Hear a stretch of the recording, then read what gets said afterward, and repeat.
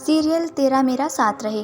आज के एपिसोड में आप देखेंगे गोपिका आशी से सवाल करती है कि आपने उस मैसेज का गलत अर्थ मुझे क्यों बताया था कि सबने मुझे अपना लिया है।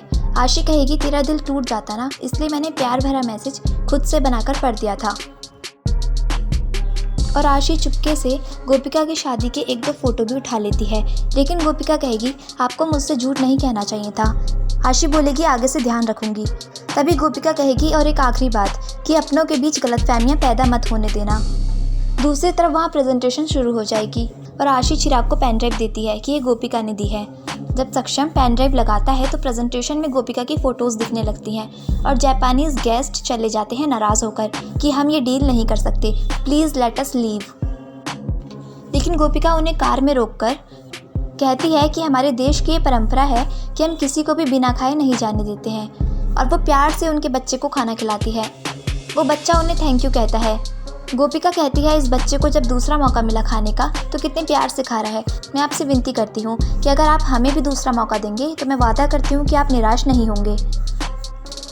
अंदर आते ही सक्षम गोपिका से कहता है पहले जानबूझकर प्रेजेंटेशन खराब की, उसके बाद नकली ड्रामा कर रही थी बाहर। तुम मेरे कमरे में आकर मेरे लैपटॉप के पास क्या कर रही थी। गोपिका की कोई नहीं सुनता और मिथिला भी उसी को कहती है कि ये काम तुम्हारा ही हो सकता है, पहले भी झूठ बोला और अब भी झूठ बोल रही हो। पर गोपिका कहेगी कि मैं बस 8वीं तक पढ़ी हूँ, लैपटॉप चलाना भी मुझे नहीं आता।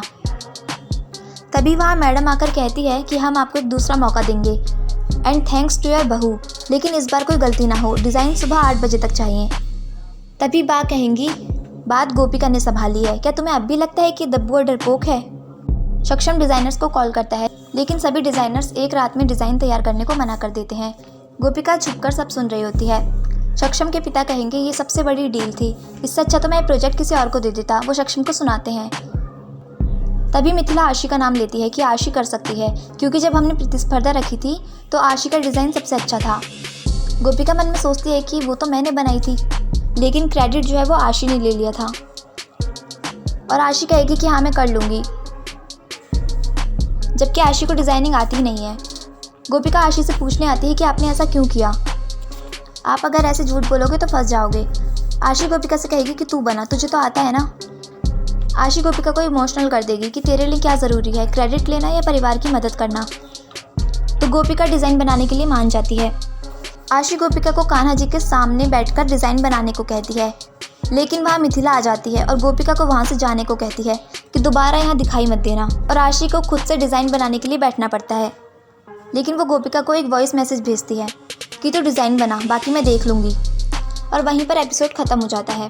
तो पूरा एपिसोड हॉटस्टार एंड टेलीविज़न पर ज़रूर देखिए, और इस सीरियल के डेली अपडेट्स के लिए हमारे चैनल को कर लीजिए सब्सक्राइब और वीडियो को कर दीजिए लाइक। Thank you.